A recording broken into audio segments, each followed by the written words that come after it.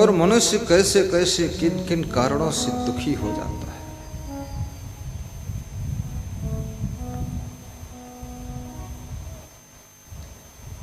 एक महात्मा साधु भेष में पहाड़ी और जंगल के रास्तों से गुजर रहा था। उस महात्मा के पास में 3 थैला थे और तीनों में सामान था और महात्मा तीनों थैले लाद कर जा रहा था। भारत देश में जिस समय गरीबी थी, लोग अपना अपना सामान लेकर पैदल ही चलते थे। कोई सिर पे लेता था सामान, कोई पीठ पे लादता था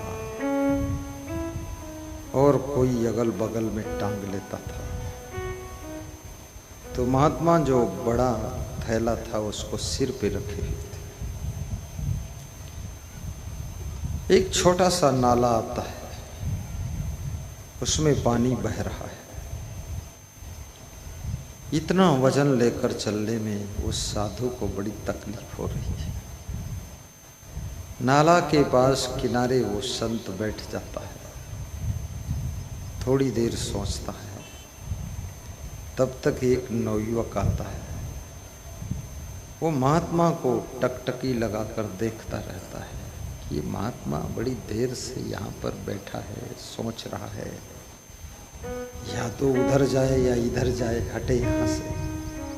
तो उस नवयुवक ने पूछा, बाबा जी यहाँ क्यों बैठे आप? या तो पार हो जाओ। तो महात्मा ने कहा, पार होने की हिम्मत नहीं है। तो बोले, तो वापस लौट जाओ। वापस जाने का मन नहीं है, पार होना चाहता हूं पर हिम्मत नहीं। क्यों हिम्मत नहीं है? क्योंकि 3 थैला है, वजन है, नाला है, तेज पानी की धार है, शरीर कमजोर है, बुढ़ापा है। कहीं नाले के पानी की धार में फिसल गए, गिर गए, ये कीमती सामान भी डूब जाएगा, मैं भी डूब जाऊंगा। इसलिए बैठा सोच रहा हूं। तो उस नवयुवक ने कहा कि महात्मा जी मैं बहुत दुखी हूं, क्योंकि जहां मैं नौकरी करता था वहां जो मेरा मैनेजर था वो कुछ चालाकी, छल कपट, बेईमानी करना चाहता था। मैंने उसका साथ नहीं दिया तो उसने मुझको नौकरी से निकाल दिया। मैं भटक रहा हूँ, दुखी हूँ। मुझे आशीर्वाद दो कि कहीं अच्छी नौकरी मिल जाए। हर व्यक्ति अलग अलग चीजों के लिए आशीर्वाद मांगता है।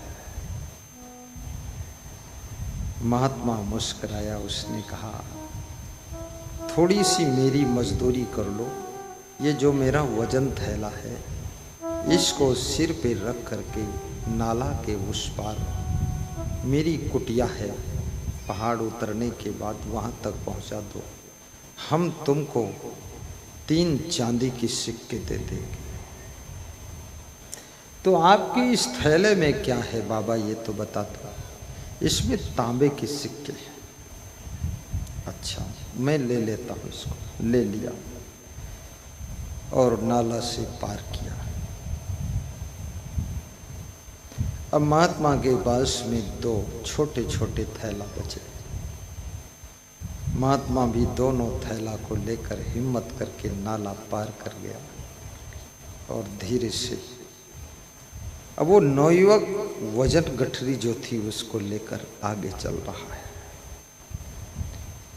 और महात्मा बहुत पिछड़ गया, लेकिन महात्मा देखता है कि कहीं मेरी गठरी लेकर भाग न जाए, क्योंकि चोर कई प्रकार के होते हैं। आपको सहयोग देंगे और सामान गायब कर देंगे। तो उस नवयुवक ने खड़े होकर कहा, महात्मा जी आप बहुत गौर से हमारी तरफ देखते हैं, क्या हमको चोर समझते हैं? मैं बहुत ईमानदार आदमी हूँ, मैं आपकी गठरी नहीं चुराऊंगा, आप आराम से चलिए। महात्मा ने कहा, मैं कमजोर हूँ, मुझसे चला नहीं जाता है, एक गठरी और ले लो, मैं 3 सोने के सिक्का तुमको दूंगा मजदूरी। एक गठरी और ले लिया। फिर महात्मा धीरे धीरे चल रहा था और वो नवयुवक तेज चाल में आगे आगे चलता था। महात्मा गौर से देखता था कि बहुत तेज चल रहा है ये नवयुवक, दूर निकल गया है, मेरी गठरियां लेकर कहीं भाग न जाए। कभी कभी आपके मन में संदेह होता है और वो संदेह कभी कभी सच ही निकलता है। और जब तुम जबरदस्ती विश्वास करते हो वहीं पर तुम्हारा नुकसान होता है। और जहां संदेह होता है वहां कुछ न कुछ खतरा हो भी सकता है और नहीं भी हो सकता है। नवयुवक ने खड़े होकर कहा, महात्मा जी बहुत पिछड़ जाते हो। महात्मा ने कहा, ये जो छोटा थैला बचा है ये भी मुझसे उठ नहीं रहा है, इसको भी लेकर चलने में बहुत कठिनाई है। बोले, इसमें है क्या महात्मा जी? लाओ इसको भी मैं ही ले लेता हूँ। हाँ, तुम इसको ले लो तो तुमको हम 3 सिक्का और सोने के देंगे, ले लो। बोले, इसमें है क्या महात्मा जी? बोले, बड़े वाले थैले में तांबे के सिक्के हैं और मंझोल आकार का जो थैला उसमें चांदी के सिक्के हैं, और ये जो छोटा थैला है इसमें सोने के सिक्के हैं। तो नवयुवक बड़ा खुश हुआ और तीनों थैले ले लिया और तेज चाल में ठसक मारकर चलने लगा। याद रखना, तुम 50 किलो मिट्टी लाद कर चलो तो तुम्हारी स्पीड कम हो जाती है, और 50 किलो चांदी अगर लाद कर चलो स्पीड बढ़ जाती है, और 50 किलो यदि सोना लाद कर चलो तो तुम ऐसे चलते हो जैसे हवा चलती है, बहुत स्पीड आ जाती है। अब देखिए, वजन बराबर है लेकिन उसमें सामान क्या है उसका भी प्रभाव पड़ता है। अभी किसी स्त्री को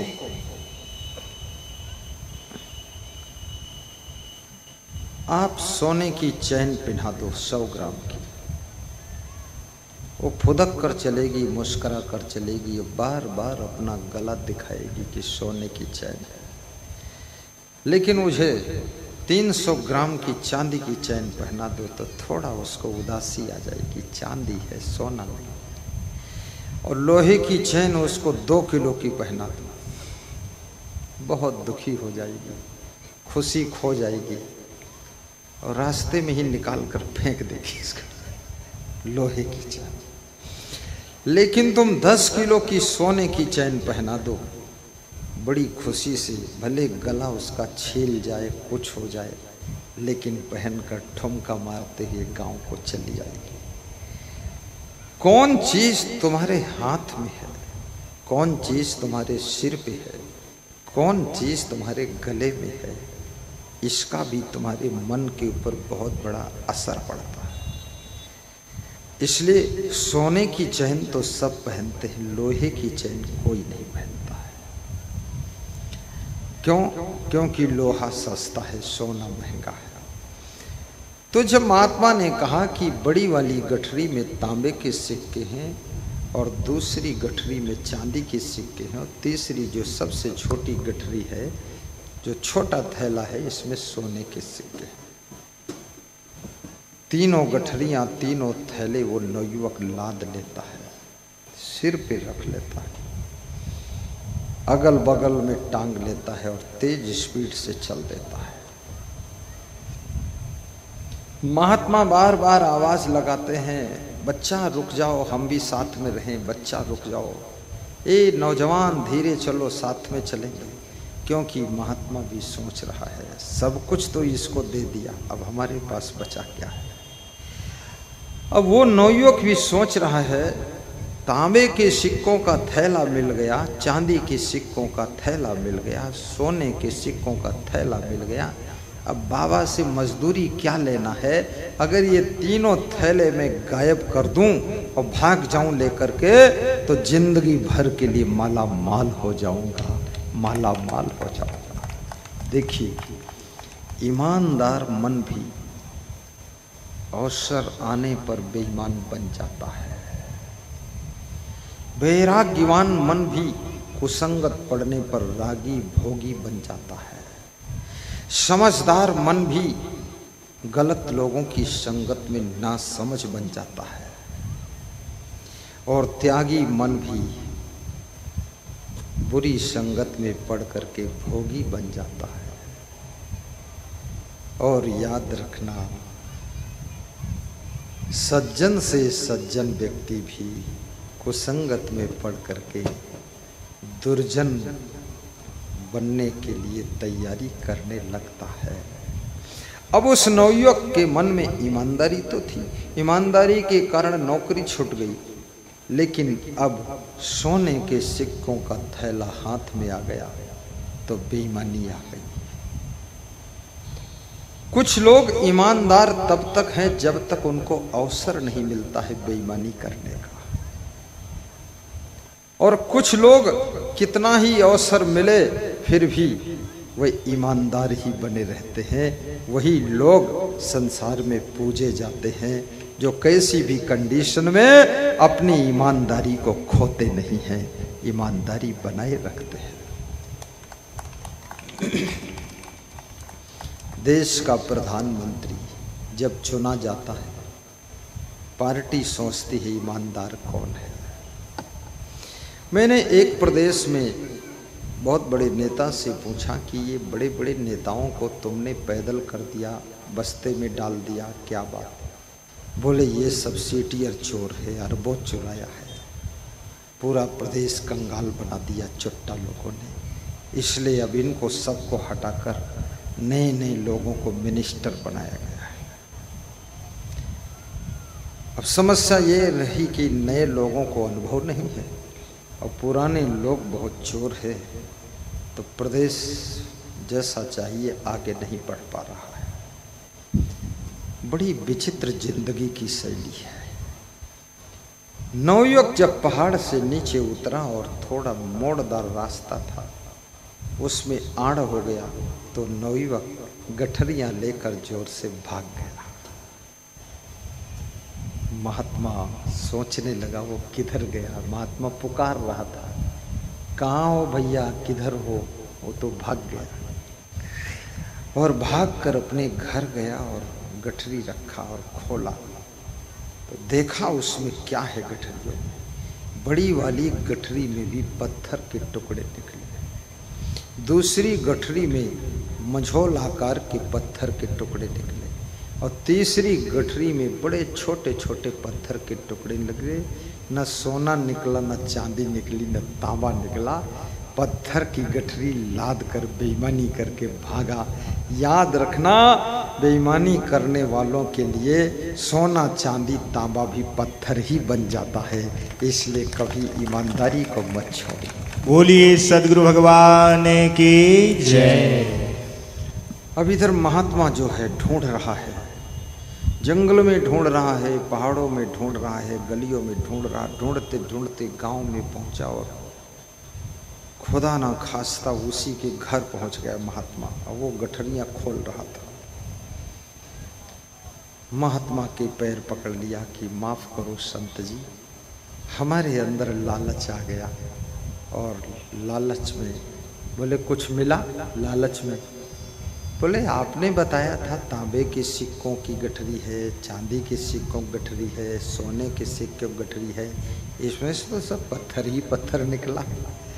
तो महात्मा ने कहा जब मन में बेईमानी आती है तो सोना चांदी तांबा भी पत्थर बन जाता है।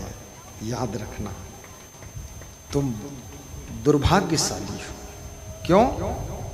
बोले वो महात्मा ने कहा मैं महात्मा नहीं हूँ, मैं साधु वाधु नहीं हूँ। अरे तुम कौन हो? बोले मैं इस देश का राजा हूँ और मैं बूढ़ा हो चला हूँ, मेरे कोई संतान नहीं है, तो मैं इसलिए निकला था कि मैं अपना कोई उत्तराधिकारी ढूंढ लूं, कोई अच्छा आदमी, सच्चा आदमी, कोई ईमानदार आदमी ढूंढूं, तो ढूंढने निकला था। तो आज तुमको तो मेरा उत्तराधिकारी बनना था, मेरी राजगद्दी पर बैठना था, लेकिन तुम ये 3 गठरियों के लालच में उत्तराधिकारी का पद खो चुके हो। वो नवयुवक महात्मा के चरण पकड़कर लिपट गया, रोने लगा कि माफ कर दो, माफ कर दो, हमें उत्तराधिकारी बना दो। बोले तू तो मेरा राजपाट लेकर ही भाग जाएगा, उत्तराधिकारी के योग्य नहीं है। बहुत दुखी हुआ, फूट फूट कर रोया। छोटा सा लालच बड़ी उपलब्धि में बाधा डाल देता है। छोटी सी बेईमानी बहुत बड़ा लाभ होने वाला था, उसको रोक देती है। महात्मा कहता है तू चूक गया, नहीं आज तेरी जिंदगी बदल जाती। वास्तव में किस भेष में कौन व्यक्ति आपको मिला है कुछ पता नहीं। इसलिए हमेशा आप कहीं हैं, परिचित में हैं, अपरिचित में हैं, अच्छा व्यवहार कीजिए, अच्छे स्वभाव का परिचय दीजिए और अच्छी वाणी बोलिए। हो सकता है जहाँ तुम खड़े हो वहीं से तुमको आगे बढ़ने का अवसर मिल जाएगा।